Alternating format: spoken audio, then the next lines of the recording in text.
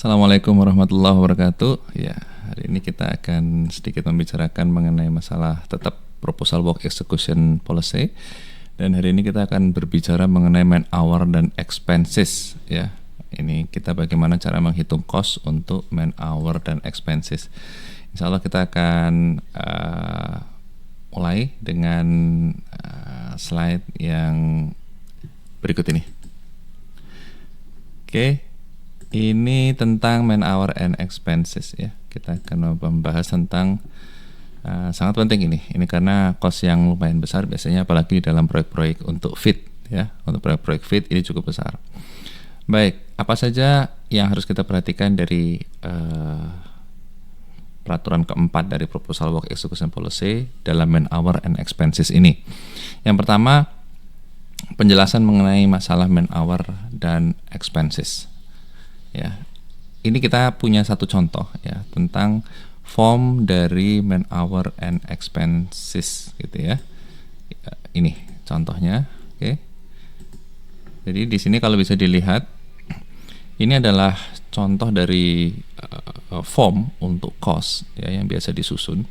Jadi terkait dengan man hour ini biasanya ada di dalam baik itu di dalam indirect cost ya, khususnya di dalam indirect cost. Jadi di situ ada engineering, ada home and satellite expenses ya. Kemudian ada third personal expenses kalau ada misalnya konsultan dan lain sebagainya. Kemudian ada juga field expense. Jadi kita akan melihat di sini satu-satu, misalnya ya di dalam engineering itu di sini ada nanti personal cost di Jakarta berapa, personal cost di site berapa, kemudian nanti juga kalau ada yang disupport dari bagian lain. Kemudian man hour ya, man hour nanti untuk project management itu berapa misalnya, ini misal contoh saja. Kemudian untuk engineering, procurement, construction dan lain sebagainya, dan ini biasanya akan dilakukan adjustment karena kita sudah memiliki semacam pattern untuk percentage-nya, sehingga di sini layak atau tidak itu kita bisa akan lihat. Kemudian di sini ada terkait vendor, misalnya vendor serviceman dan lain sebagainya ya. Kalau harus datang ke site itu juga harus dihitung man hour-nya. Ya. Di sini juga ada health safety environment engineering ya, atau spesial, misalnya kita harus melakukan HACCP, maka di situ harus ada konsultan HACCP dari third party ya, orang lain ya. HACCP, HACCP, dan lain sebagainya. Kemudian ada juga tentang home and satellite expenses. Home and satellite ini juga nanti ini yang disebut expense ya, expense. Tadi yang disebut man hour nih, rata-rata man hour di sini, expense di sini. Expense itu adalah pengeluaran yang terkait dengan home office, misalnya rental office ya, atau misalnya untuk reproduksi dan lain sebagainya, kemudian untuk IT gitu ya. Terus yang berikutnya juga ada temporary facility kalau kita perlu di site gitu ya. Kemudian nanti ada hubungan dengan travel.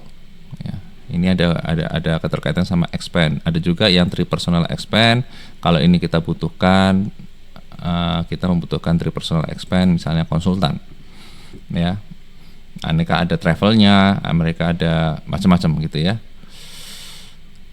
Kemudian field expense juga sama dengan home expense, hanya saja di sini untuk yang di field ya, untuk yang di site. Gitu ya, travel and lain sebagainya. Kalau yang di awal di sini ada temporary facility, ya, di sini ada temporary facility untuk di site ya. Dan di sini juga ada, misalnya kita di Jakarta juga ada nih. Misalnya untuk yang sewa kantor ya. Kalau di Jakartanya harus kita sewa kantor, maka kita ada temporary facility di situ.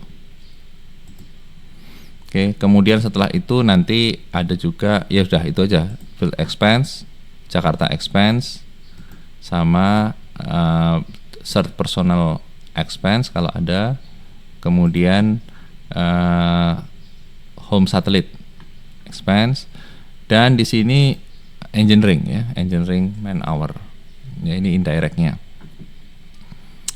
Nah, kalau yang terkait dengan yang lain-lain yang kemarin kita bahas juga di sini ada, tetapi ini untuk procurement itu terkait dengan pembelian material. Kemudian construction juga terkait dengan pekerjaan construction ya. Misalnya di sini ada worknya ya, untuk instalasi mechanical, electrical dan sebagainya, yang untuk mendukung pemasangan material.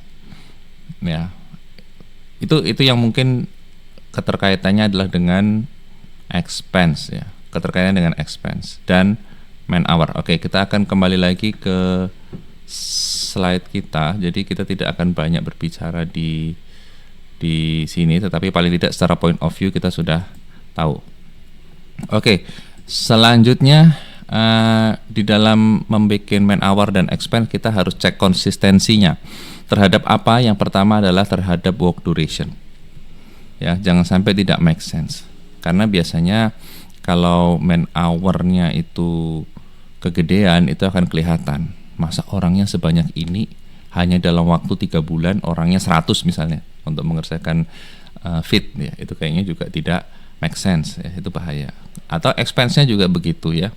Untuk work duration hanya sekitar sekian bulan kok butuh expense-nya tinggi sekali, itu juga tidak make sense. Kemudian cek konsistensi dengan grade. Apakah grade yang kita tawarkan terhadap man hour nih khususnya itu sesuai apa tidak gitu ya dengan pekerjaan, inti pekerjaannya gitu. Kalau tidak sesuai ya itu bahaya, apalagi terkait dengan alokasi dari perusahaan. Kalau perusahaan ternyata tidak banyak grade-grade yang tinggi, maka kita juga alokasikan yang grade yang sesuai. Dan demikian pula sebaliknya. Ya, juga terkait dengan expense itu terkait dengan travel dan lain sebagainya. Kalau grade-nya tinggi ya expense-nya akan tinggi karena di situ ada meal dan lain sebagainya, tentu akan berbeda. Kemudian juga cek konsistensi terhadap proposal akurasi. Yang seperti di video sebelumnya kita jelaskan bahwa proposal akurasi itu ada grade 5, 4, 3, 2, 1. Grade 5 itu paling sederhana, 3, 4, 3, 1 itu yang paling detail ya. Sehingga di situ nanti harus seperti EPC bidding itu grade-nya 1. Plus minusnya hanya 10%. Sedangkan grade 5 plus minusnya hanya 5, bisa 100 sampai 50%. Pergerakannya gitu ya. Jadi grade 5 itu paling santai. Persen kesalahannya bisa 50 sampai 100%. Tetapi kalau grade 1 persen kesalahannya hanya 10%. Makanya tergantung dari proposal akurasi. Apabila proposal akurasinya sangat tinggi, maka cek man hour-nya berarti tidak boleh terlalu rendah. Dan demikian pula sebaliknya, apabila proposal akurasinya ternyata cuma 4, kenapa man hour-nya justru besar? Ini justru kurang pas gitu ya. Kemudian juga cek kita harus melakukan konfirmasi kepada sales and marketing terhadap price. Karena apa? Sales marketing biasanya paling tahu tentang kondisi yang ada di pasar sana. Kita harus bermain di nilai berapa. Nah, itu yang tahu biasanya sales and marketing. Kompetitor kita rata-rata unit rate-nya berapa. Kemudian nanti pasar kita, klien kita itu klien yang punya banyak dana atau yang tidak, itu juga harus disesuaikan gitu ya. Kemudian juga kita harus memberikan notifikasi man hour budget dan expense ini kepada divisi dan departemen. Jadi ini untuk kita memastikan lagi bahwa setiap divisi dan departemen itu harus menjaga man hour budgetnya dan expense-nya sesuai dengan yang sudah disepakati atau sesuai dengan yang sudah diputuskan oleh direksi. Ya, jadi saya kira itu beberapa hal yang harus kita lakukan pada saat kita melakukan penyusunan man hour dan expense lainnya ya. Insya Allah ini bisa sedikit bermanfaat. Billahi taufiq wal hidayah. Assalamualaikum warahmatullahi wabarakatuh.